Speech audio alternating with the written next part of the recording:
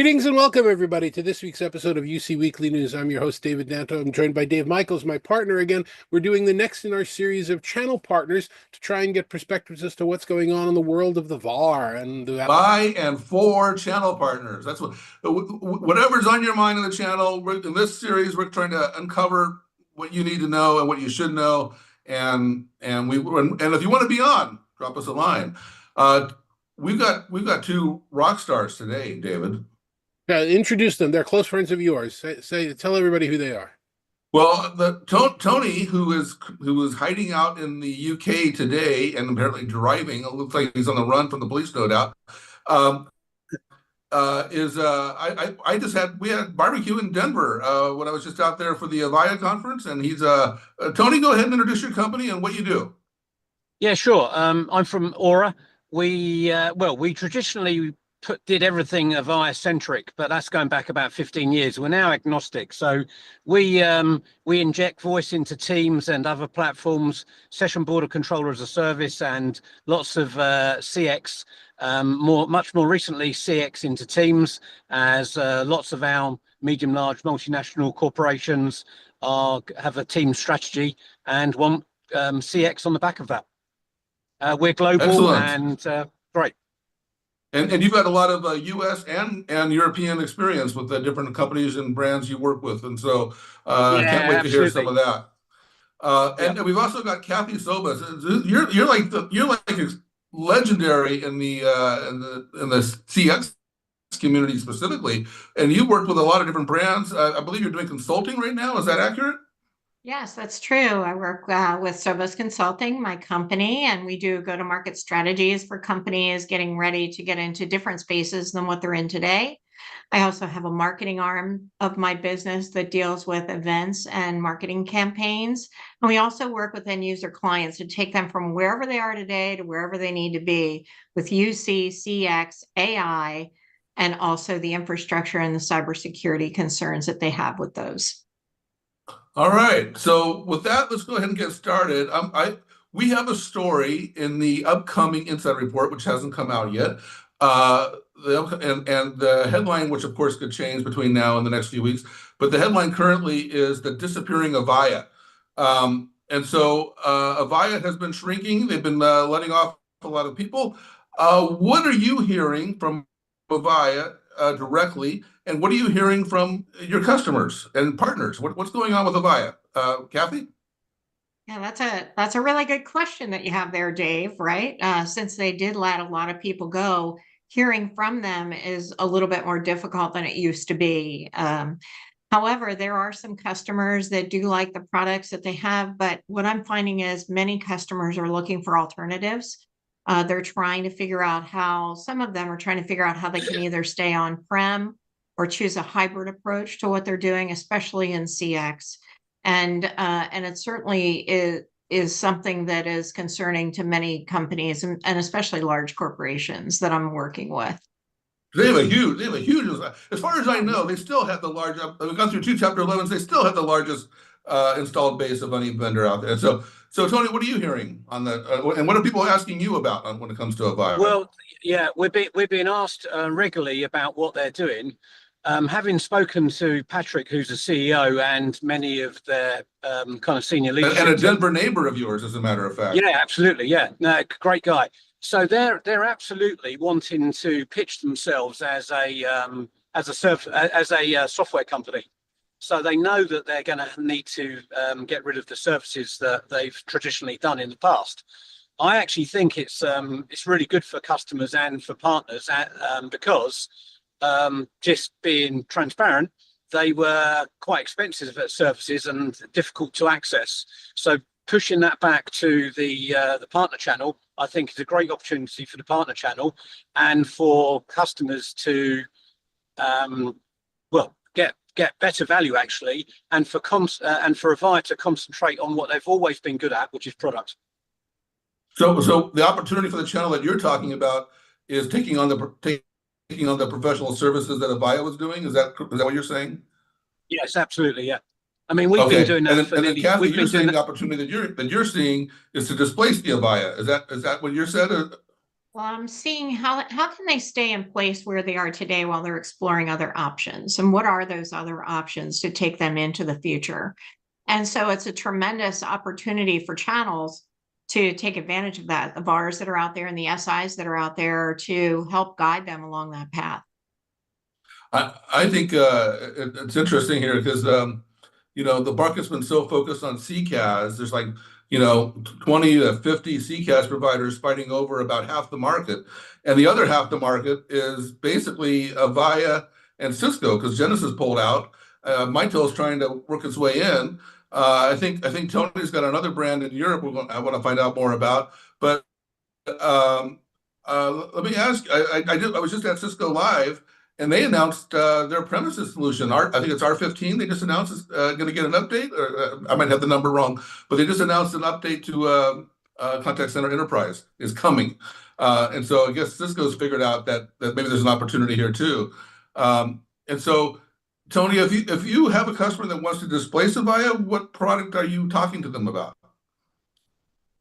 Well, currently, Lua is one. We've just done an American bank actually that have I'm gone sorry, I'm an traditional American. I don't Avaya. speak French. What is this company you making up? Luware, Luware. It's a Swiss company that specializes in Teams implementations. So the whole CX platform is plumbed into the kind of Microsoft infrastructure. So it follows your customers' security and all of those where the data is held, and makes it easy for people that have adopted that, you know, Microsoft Teams infrastructure. All right.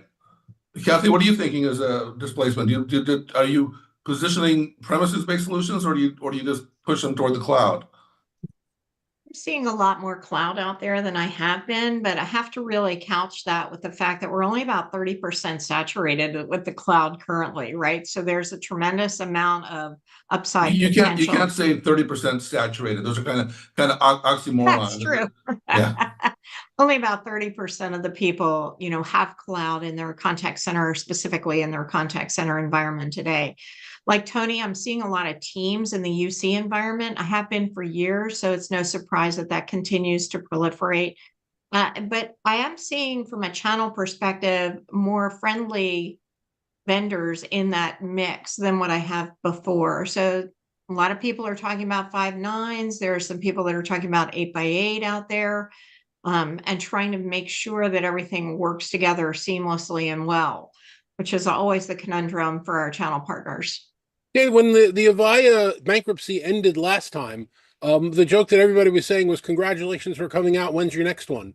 Is Avaya actually going to be around in the next 10 years, or is this just a story that's writing itself out to the end? Yeah, absolutely. They're very much still there. And what we're finding is some of the customers with very large implementations do not want to go cloud because they have doubts about whether the cloud's capability, security, resilience, and things like that. Some things that Avaya customers have been very well used to for a very long time. So we're seeing an augmentation of their CX environments to take on more of the channels. And with their latest product, AXP25, that brings in they made a purchase of a company called Edify that gives them that single pane of glass that Avaya customers have been looking for so long. Yeah, I want to answer David's question too. I think Avaya is going to be around for a long time. I think the cuts that they're doing, they're going to actually be probably the most profitable company in the space. I wouldn't be surprised. They've cut back so much. They don't seem to be too interested in the breadth of the portfolio they had in the past, and they just kind of focusing fairly narrowly. And so that could be very lucrative. That could be good. Didn't they Now, just David and I announce? were just at ISE, which is more of an AV show. We saw a lot of video stuff, and it's surprising how on fire that space is. Is video ever going to come to the contact center in a mainstream way? Kathy, you're a consultant. What do you charge to answer that question? Yeah, that's a great question. In certain industries, absolutely, where there's high touch and this personal, personalization. If we were to have this discussion just over the phone, it would be a very different discussion than what it is here, being able to look at everybody in their body language, et cetera. So if I'm doing something like mortgages or something where I really need that level of hand-holding, I'm spending significant money, I want to trust the person that I'm sitting across from and have that kind of one-to-one relationship, I see video in the contact center. Certainly been around for telehealth too. Although in the healthcare industry, it's kind of funny because a lot of those have dropped back and they'll just have a phone call. They won't actually have a telehealth experience. So my assertion is, you need a good solid platform, kind of like what we're riding on here, in order to feel very comfortable and confident that not only are you able to connect well, but your customers are too. But are you seeing what you just described with high-end client services? Is that actually a contact center function, or is that? I understand video is working its way into the enterprise in lots of roles, but are you actually seeing the contact center get video enabled? Not well. So it's a customer experience function for sure. And depending on how large a bank would be in a situation like that, it could be that they have pools of people that are sitting in offices and connected. So it depends on your definition of a contact center. For me, I use all the routing and the reporting that we have, the great analytics that we have to define that. Not necessarily is it, rows and rows of the cubicles that we typically would see when we would walk in. That's not even typical anymore because they're not fully staffed. There's so many people that are remote now that that figure in your head of what a contact center looks like is completely different. So to answer your question about video in the contact center, you still have people that, would prefer to come to work dressed very casually, let me put that kindly, right? And would not prefer to be on video, that they would prefer to have that anonymity, especially if they're delivering terrible news, right, to the customer. Yeah. It depends. Mm-hmm. Well, look at David. He's wearing a golf shirt. I'm a business call, David. This is a business call. But the I'm supposed to be proud of the logo and showing it off. I do that. Okay. One thing, fragment conversation thread here. Tony, is Luware a cloud service or is it a prem service? It's a cloud service. Okay. Yeah. It's a cloud service. So, no secret, the transition from premises business models to cloud business models have been difficult for most of the vendors. It's also been really difficult for a lot of the channel partners, particularly the compensation models, things like that. And so, what are your how do you help out some other channel partners here? What is the model? Should the model primarily be around an earnout, a residual, or should it be upfront, or what's taking root in the channel?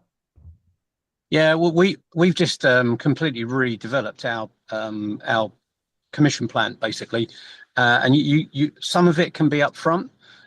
We reward our salespeople more generously with new logos, but essentially we have to use the model that the vendors are using, which is per user per month. So we usually cover.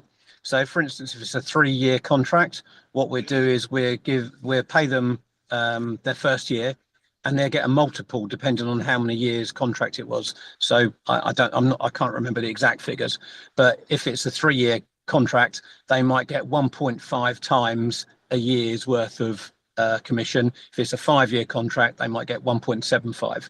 So it does reward them, but what we do not do is pay for a 3-year contract for the whole 3 years, or a 5-year the whole 5 years.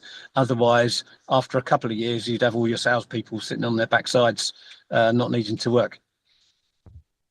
Consistent, I Kathy? agree with that. Yeah, Okay. I'm sorry. I completely agree with that, right? Because you want to make sure that those salespeople are doing right by the customer and taking care of that subscription or that entire contract in its entirety. And so I've always wrestled with when do you start to resell the subscription model, right? If you're in it for 3 years, are you back in there as a salesperson after a year or a year and a half, or are you waiting till 2 years? If you're waiting till 2 years, that's too long. They're already looking at options, they're looking at costs, they might be looking at other providers, in my opinion. That's been my experience anyway. So how do you continue to show value as a VAR or reseller or an SI? How do you continue to do that? And how you continue to do that really shows how your business is going to operate in the future. There have actually been I cases where companies went in to start talking about a renewal when the contract was already signed with another provider, when Yes. they went in too late. And that's where a lot of the providers have changed. And I assume that companies are a little bit more hands-on now because they don't want that to happen anymore. That's what I've been seeing. They I, have to be. The good salespeople definitely are. I got two Yeah, I mean, questions I about this think, residual thing. The first question is, what happens when the salesperson gets fired or quits? Do they get some sort of payout? And second question is this the same in Europe as it is in North America, or how is it different? Yeah. yeah, I handle, well, I think it's exactly the same in Europe as it is in the US, to be honest. I don't think it's any different. I think in fact, I probably see more companies or corporates go into teams a little bit earlier and trying it, maybe because the whole SIP side is a little bit less kind of regulated, or certainly that partners get paid from that in Europe than they do in the US. But it's very similar. Okay. And I'm seeing And what about terminations or resignations? Is that I mean, at some point, it becomes more attractive to fire the person than pay them off all the money we owe them. So, how do you balance fairness here? Well, I think what you have to do is really think through the commission plan. What we've done is we've changed ours again from last year, and we've done that with some consultation with our salespeople to kind of work out what they would have earned, what they will earn, and then the models of the different vendors, to try and dial all of that in to make it ultimately it needs to reward success, but also you don't want to bankrupt the company along the way. And also you have to be aware of what your competitors do. Some of the competitors or different vendors have different amounts of money up front that they pay as well. They might pay 4 or 5 months in advance up front, which is as an incentive. So the models they vary quite widely, shall I say. All right, Tony, Kathy, let me ask you both a question. Let's jump up a little bit higher level to talk about the whole industry, the way you see it, the way you've been in it for years. Give me a sense of what's not working. If you had a magic wand where you could fix something, what's broken? What does our industry need to fix? Kathy, you want to go first on that one? Is the industry got a future? Is it over? Yeah, a great question, right? So the industry needs to keep up with their voice. If I could talk to the VARs, I would say, what makes you different than the guy down the street? What is your value add? And it used to always live in services and professional services, and that was great. And I can design the best thing and I can integrate all these products. Well, that kind of went away a little bit with cloud, because now you're operating in somebody else's cloud. And all you can do is provision, maybe, if you're lucky. But you don't really have full access like you did before. And neither do the people that you called on in those various businesses. They don't have access either. So then if you're going along that evolutionary path, you have to stop and start thinking about, what does it mean? And I think particularly for customer experience or employee experiences, what are you going to need in the future in order to make these businesses viable? And how can you as a channel partner take advantage of that and create your own voice in the marketplace and create your own value add? And what about from the platform perspective? From the Avayas and the Ciscos and the Five9s and the rest of them. What would you change about their business model? Well, I would. Sorry. Go ahead, Tony. Well, I'd say the big thing that they've got to stop doing and a few of them have gone this way, and it was the way that Avaya was a few years ago before they kind of turned around, was they were competing with their channel. Now we all know that they're largely software companies now. They're selling licenses, and I think it's tempting for them to cut the channel out. You'll get someone that's been to Harvard Business School, does vertical integration. They say, "Oh, why do you need channel partners anymore?" And then you'll start annoying your channel partners. Then your sales will go down. The channel partners do largely the all of the professional services around the implementations anyway, so you lose those skills.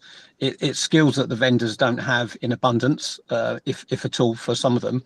So it is a short circuit to, I think, oblivion. You've only got to look at what happened to Avaya when they were doing that, a good few years ago, and they really hacked the channel off, and the channel left in droves. Now they're coming back since we had Alan Masarek, and obviously now we've got Patrick Dennis. But I see us as, Dave and I, we've talked about this before with one of the big CX vendors going the old Avaya way and starting to compete with a channel. And I think that's a slippery slope for the vendor. And I absolutely think that the industry will be around for a long time. There's so much complexity to voice and real-time communications. People that they just don't realize it. I mean, we're kind of, I've got 30, 40 years experience in this market, and customers just don't know what they're doing a lot of the time when they're doing these things. And, if they want it to work properly, they need someone that's professional and has done it before plenty of times to do that implementation. And it's where vendors don't play well, I don't think. Kathy, that's where they need the channel. How often is AI coming up in your conversations with end users? Is it something that I know that a lot of the vendors are talking about it almost nonstop, but are end users really interested in trying to figure this out and get it implemented?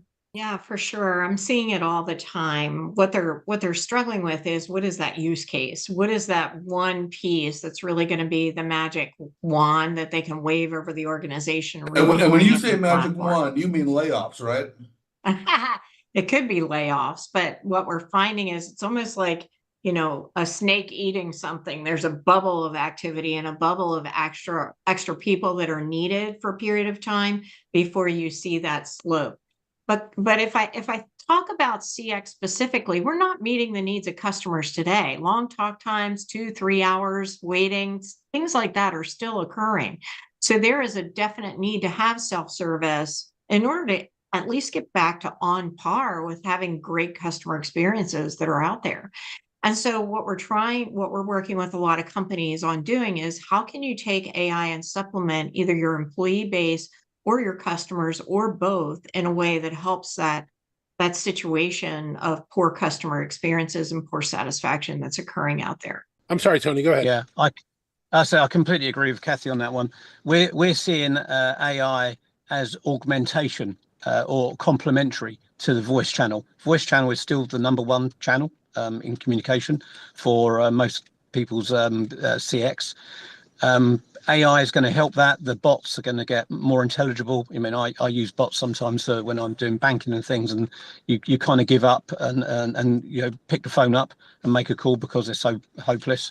So AI will get better and better at serving those kind of people. I think you'll be serving more people more effectively, but you'll still be having, you will save some costs, but I still see that the voice is going to be the number one channel for a long time. When you want to get a problem sorted out, all right, call them, you pick up the phone. We got to wrap up this episode, but I want to ask you one last question. I want a short answer. I know that channel partners come in every size, and I know there's benefits to being big, and I know there's benefits to being small. The question is, Kathy, what is, in your opinion, the ideal size, number of employees, channel partner? Tony, same to you. Tell Kathy, you first. The ideal size would be probably somewhere in the neighborhood of 750 to 1,200 employees that would be a part of a channel play. Wow. Mm-hmm. We're about 748 short, but yeah, okay, that's okay. It's good. Tony, what do you think? I would say sub 100. I tell you why, because I've always been taught when you've got run an effective business, once it gets over 100 or so employees, they don't all know each other, don't work as a family, don't work as a team. So either have several divisions of sub 100 or sub 100 is I think, absolutely the sweet spot. Well, not working as a family can be a benefit depending on your family. So, all right. Tony, if somebody wants to reach out to you, how can they do that? That's a good question. Tony.parish@weareaura.com. And Kathy? Well, they can certainly reach out to me on LinkedIn, and I would recommend That's that what I they did. do so, but I'm ksobus@sobusconsulting.com. Terrific. And Dave, what was that link again for channel partners at Talking Points? Oh my gosh. You, it ends with bar, talkingpoints.com/bar for special pricing on our content. Thank you, David. Good catch. Thank you, Dave, Kathy, and Tony. I appreciate it. On next week's UC Weekly News, Dave and I will be joined by Eric Kraft, and we will be doing a preview of Enterprise Connect, which is coming up in just a few weeks. But until then, thanks very much for watching. We'll see you then.